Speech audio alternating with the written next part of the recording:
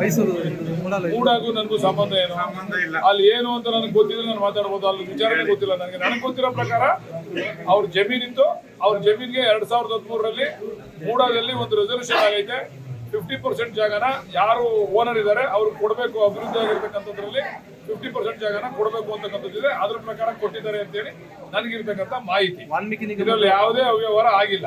ದಕ್ಷಿಣ ಜಿಲ್ಲೆ ವಿಚಾರವಾಗಿ ಜೆಡಿಎಸ್ನವರು ವಿರೋಧ ವ್ಯಕ್ತಪಡಿಸ್ತಾ ಇದ್ದಾರೆ ಸರ್, ಇದ್ರ ಬಗ್ಗೆ ತಮ್ಮ ನಿಲುವೇನು ಸರ್? ಜೆಡಿಎಸ್ನವರಲ್ಲ, ಹಾಸನದಿಂದ ಬಂದಿರೋರು ಅದನ್ನ ಹೇಳ್ತಾವ್ರೆ. ಹಾಸನದವ್ರಿಗೆ ಬೆಂಗಳೂರಿನ ಇದು ಗೊತ್ತಿಲ್ಲ, ಅದರಿಂದ ಅದನ್ನ ಹೇಳ್ತಾವ್ರೆ. ನಮಗೆ ನಮ್ದೇ ಆದಂತ ಒಂದು ಸಂಬಂಧ ಐತೆ ಬೆಂಗಳೂರು ಜಿಲ್ಲೆ ಜೊತೆಲಿ. ನಾವು ಮೊದಲೆಲ್ಲ ಬೆಂಗಳೂರು ಗ್ರಾಮಾಂತರ ಅಂತ ಹೇಳಿ ನಾವು ಎಲ್ಲವನ್ನು ಕೂಡ ಪಡ್ಕೊಂಡು ಬಂದಿರ್ತಕ್ಕಂಥದ್ದು. ಇವತ್ತು ರಾಮನಗರ ಏನು ಎಲ್ಲೂ ಹೋಗಲ್ಲ, ಅದು ಹೆಡ್ ಕ್ವಾರ್ಟರ್ ಆಗಿರ್ತದೆ. ಆದ್ರೆ ಬೆಂಗಳೂರು ದಕ್ಷಿಣ ಜಿಲ್ಲೆ ಮಾಡಿ ಅಂತಕ್ಕಂಥ ಮನವಿಯನ್ನು ನಾವು ಕೊಟ್ಟಿದ್ದೀವಿ. ನ್ಯೂಸ್ ಫಸ್ಟ್ ನಿರ್ಭೀತಿಯಿಂದ ನಿಮ್ಮ ಪರವಾಗಿ.